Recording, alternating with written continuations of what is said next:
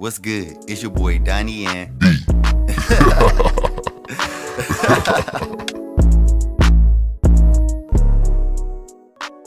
What's good, YouTube? It's your boy Donnie, and it's another reaction. Mr. Ballen. Of course, I had to. Like I said, I like this man videos, and I said I was gonna start playing more and more of his videos. So we got a video. It's from the last video, my last video.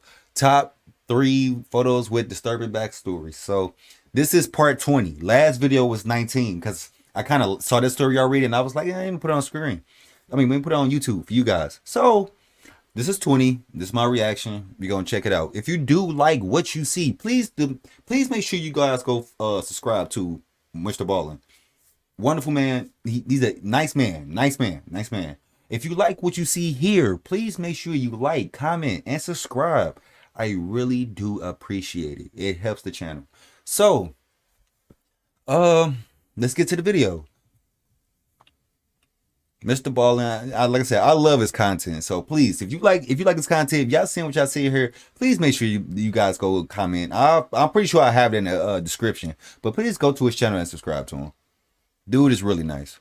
Today, I'm going to share with you 3 progressively more disturbing stories, and at the end of each of them, I will share the photo or photos that are famously associated with them. But before we get into today's stories, if you're a fan of the strange, dark, and mysterious delivered in story format, then you've come to the right channel because that's all we do, and we upload 3 or 4 times every week. So if that's of interest to you, please offer to house sit for the like button, and while you're there, split all of their 2-ply toilet paper into 1-ply. Also, please subscribe to our channel and turn on all notifications so you don't miss any of our weekly uploads. All right, let's get into today's stories.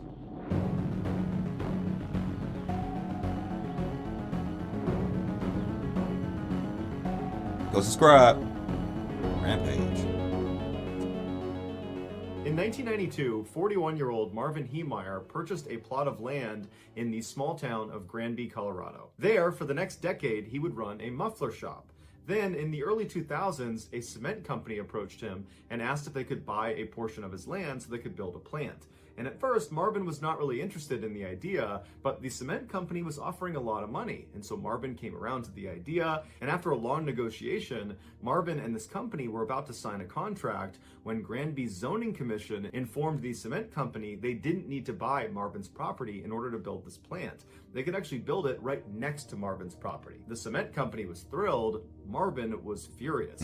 Not only was he losing a ton of money with this deal falling through, but also he used to use that plot of land that sat next to his property as a cut through between his house and his muffler shop. Marvin immediately began petitioning the town to try to stop the construction of this plant, but he was repeatedly rejected.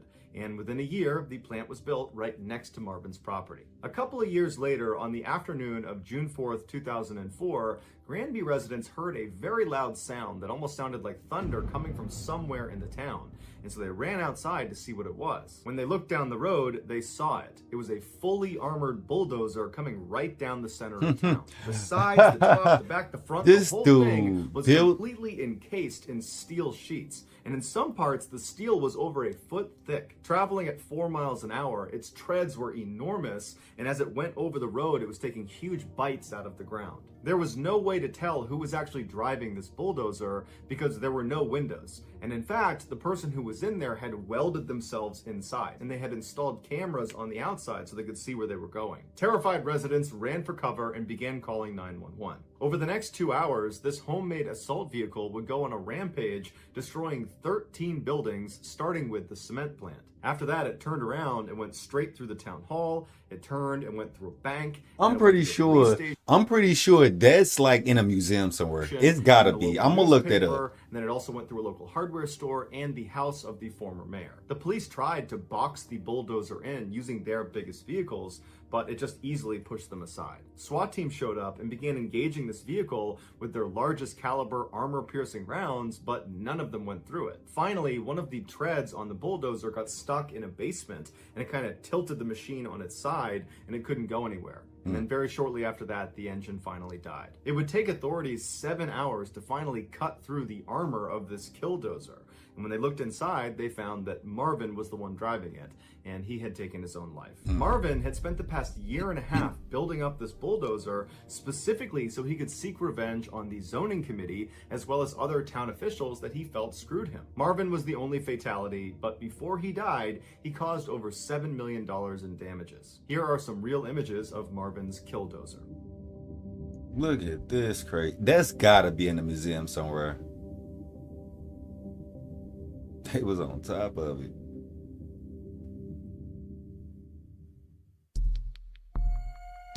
That's gotta be in a museum. I'm gonna look that On up. the evening of December 19th, 2016, 62-year-old Russian ambassador Andrei Karlov was ushered into a famous art museum in Turkey. There, Andrei was going to deliver a speech at the opening of an exhibition of Turkish photography that featured the Russian countryside. Andrei had been a Russian government employee for the past 40 years, spending much of his time in North Korea, but in 2013 he took this post as the ambassador to Turkey. Although he was a seasoned diplomat, he knew there was a lot riding on this visit. His appearance there was following several days of protests by Turks against Russian involvement in the Syrian civil war. Andrei was there to ease the strain in Turkish-Russian relations as officials from both countries met to broker a ceasefire in Syria. As Andrei made his way across the room, he had a lot of things on his mind, but one thing he wasn't concerned about was his own safety. The museum had state-of-the-art security cameras, and everyone who was going to be attending his speech had been carefully screened and vetted. Andrei was also protected by his own personal bodyguards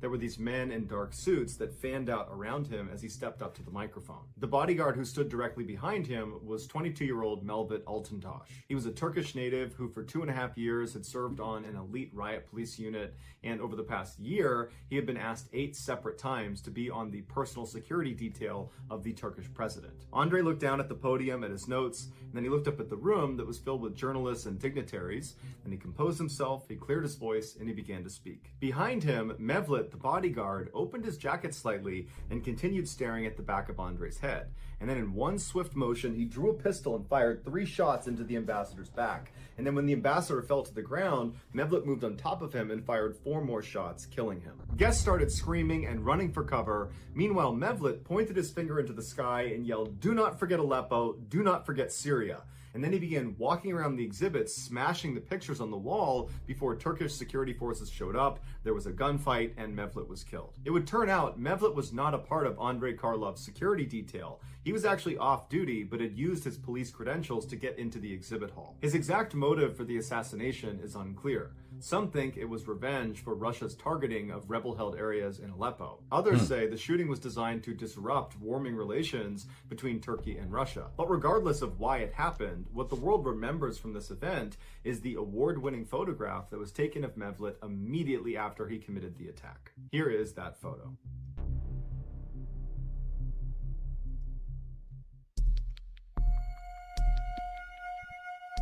In the fall of 2015, 21-year-old Otto Warmbier was a gifted student at the University of Virginia. He had a passion for seeing new and faraway places, and so one day when he was on campus and he saw an ad for a trip going to one of the most secretive places in the world, North Korea, he jumped at the opportunity to go. The tour was being run by a group called the Young Pioneers, whose slogan was, "We take you to places that your mother would rather you stayed away from."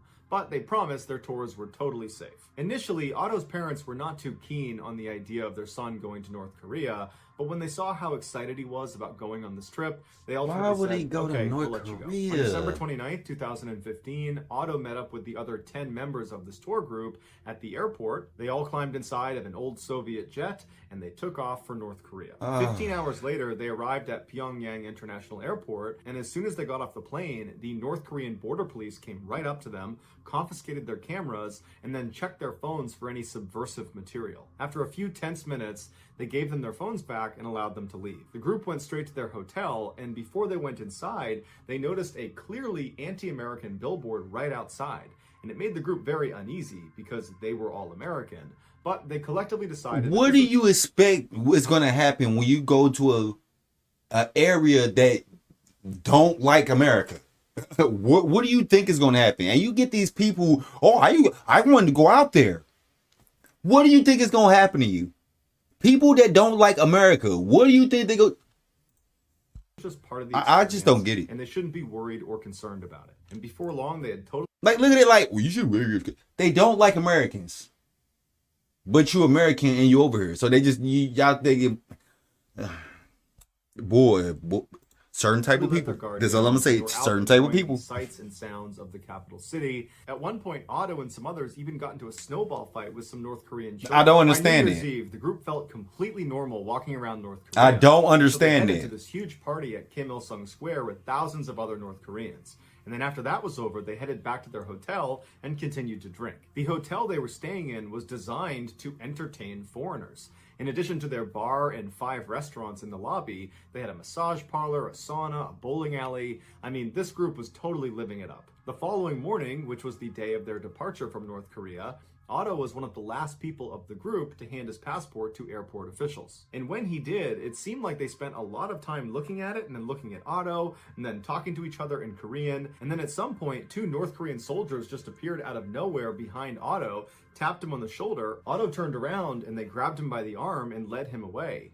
The others from the group that saw this happen would say Otto didn't put up any resistance and didn't look scared. He just walked with them. Later, North Korea would release grainy CCTV footage taken from inside the hotel where Otto and the group was staying that showed this unidentifiable figure walking into a restricted area, pulling a poster off of the wall. And the North Koreans were saying that figure was Otto. After taking Otto from the airport, North Korean officials said they found the poster that had been stolen in Otto's possession. And they accused him of a very serious crime in North Korea, which is damaging or stealing any item that has the picture or name of the North Korean leader on it. Otto was sent to jail and the rest of his group was told to leave. 2 months later, on February 29th, the North Korean government released a video that showed Otto walking into a North Korean courtroom. His head is down and his hands are cuffed. They walk him into the center of the room and sit him down in front of this long table, and he's looking out to the sea of reporters and courtroom officials.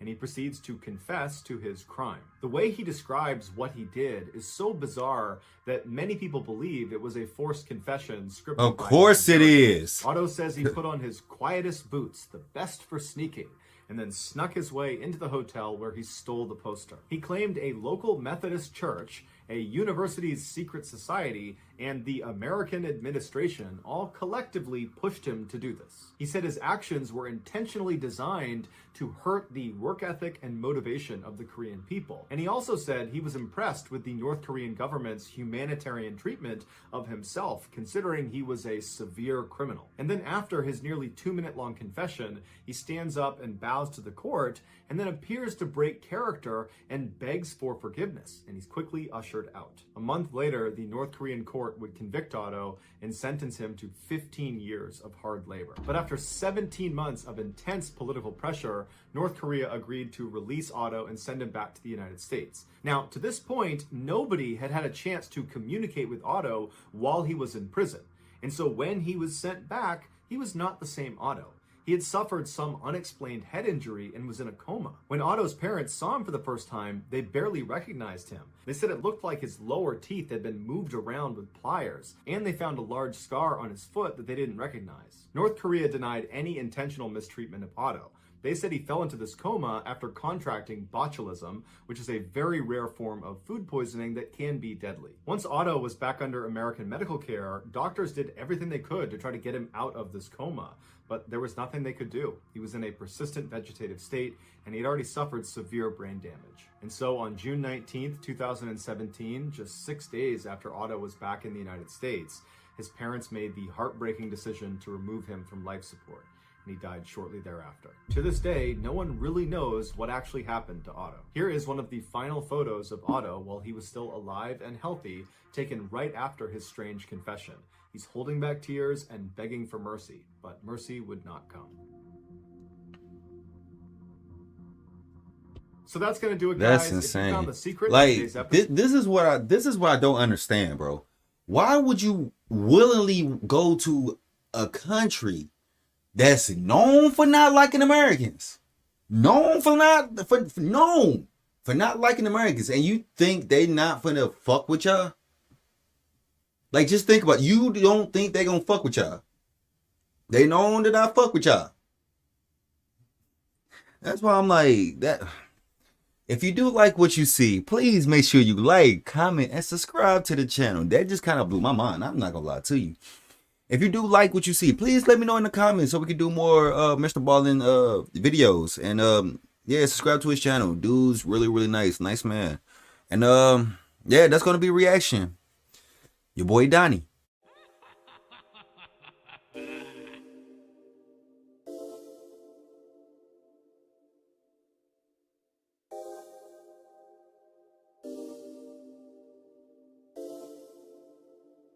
Enter the Tekken.